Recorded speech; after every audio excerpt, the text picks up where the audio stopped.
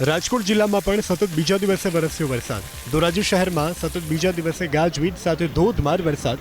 ભારે વરસાદને પગલે ધોરાજીના station road, Jamnavad road, Junagadh road, Chakla Chowk, Jetpur road ઉપર ભરાયા વરસાદી પાણી।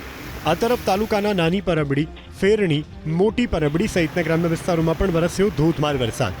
સતત 2 દિવસથી વરસાદને પગલે ખેડૂતો થઈ ગયા ખુશખુશાલ। આ તરફ યાત્રાધામ વીરપુરમાં ચાતક નજરે જોવાતી હતી મેઘરાજાની રાહ। બપોર બાદ મન મૂકીને વરસા મેઘરાજા। 1 કલાકમાં યાત્રાધામ વીરપુરને મેઘરાજાએ કરી દીધું પાણી પાણી। ગામમાં જ્યાં જુઓ ત્યાં ચો તરફ નજરે પડી રહ્યું છે પાણી જ પાણી।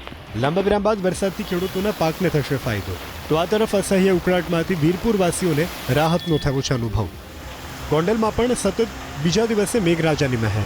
છેલ્લા 3 દિવસથી સતત વરસાદને કારણે ગોંડલની જનતાને મેળાની મોજ પણ બગડી ગઈ છે। ભારે વરસાદને કારણે મેળા ગ્રાઉન્ડમાં પાણી ભરાયા। આ તરફ સંગ્રામસિંહ ગ્રાઉન્ડ પણ પાણીથી તરબોળ થઈ ગયું। તો જેતપુરમાં સતત બીજા દિવસે બપોર બાદ ગાજવીજ સાથે વરસ્યો વરસાદ।